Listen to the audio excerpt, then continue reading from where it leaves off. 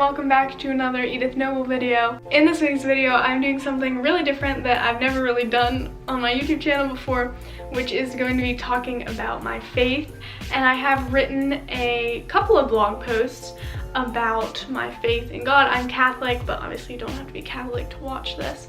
And so I've never really done that before, so we're gonna see how it goes. So a few weeks ago, I wrote and posted a blog post on my website, which you should check out, there's a link down below, about my first 2 weeks of high school and kind of like staring down the fear that I was feeling then.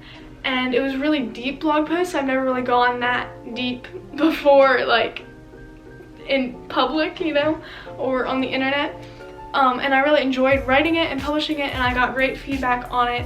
So I thought I would do kind of like a behind the scenes video on how I wrote it and how I kind of came up with what I wrote. And so I hope you enjoy. So a few weeks ago, well, when this is being posted, actually, I will have just finished my 5th week of high school. So that's kind of crazy. But a few weeks ago, I started high school at an all-girls boarding school, like 20 minutes from where I live. And I am a day student, so I just commute there every day. I don't live there, thank goodness. I don't think I could do that. But yeah, I'm a day student there, and it's an all-girls school, which is something that I've never done before. I didn't really know anything about schools being all-girl. Never done that before. So it was a really different experience. It really is different than anything I've ever experienced. So obviously going in, I had pretty high expectations. Like, I didn't know exactly what it was gonna be like, but I had this picture in my head of how everything was gonna feel and how the people were gonna be and how everything was gonna look. And obviously nothing is ever exactly how you expect it. So it was different, and it was not exactly my expectation. It's an amazing school, but it's not everything I ever pictured, which is obviously to be expected.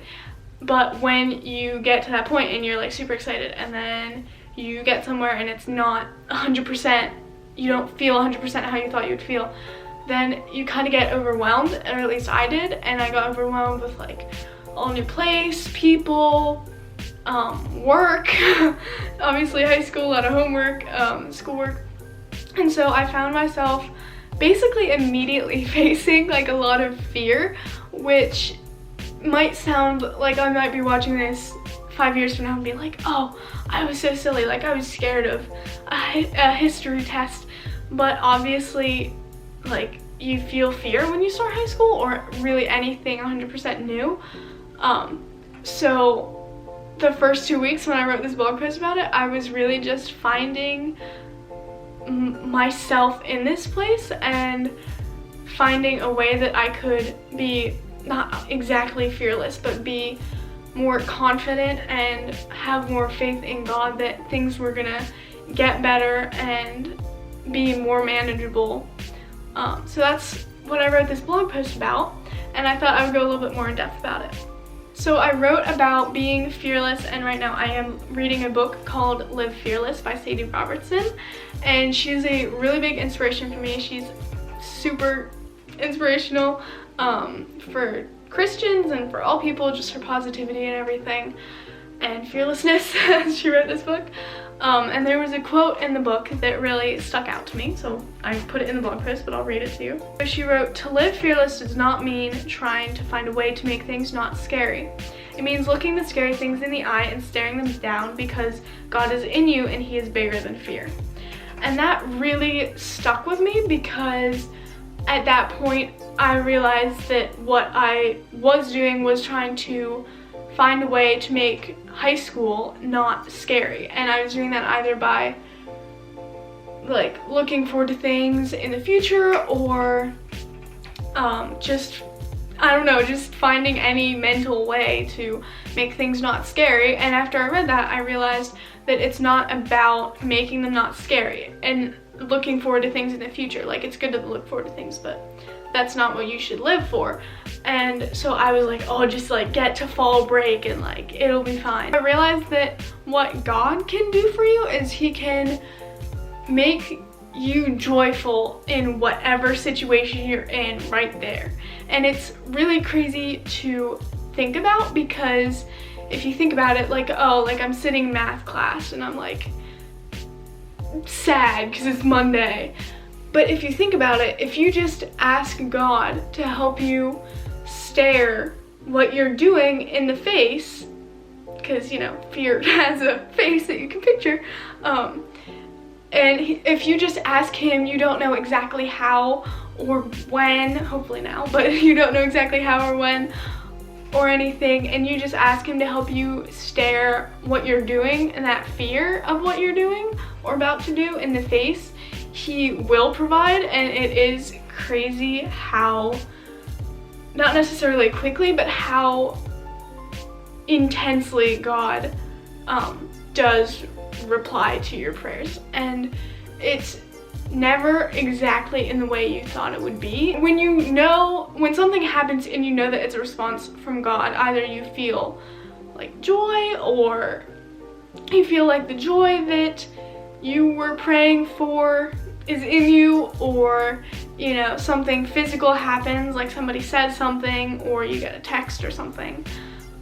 It is kind of crazy, because it's like, wow, like God provides, but really it is about finding joy in the moment. And that's what I'm finding, because when you put your current hope on future physical things or events, then that just makes it so much easier to lose that happiness and lose that joy that you're feeling or wanting to feel or hope or whatever it may be. It's so much easier to lose that hope or lose that happiness.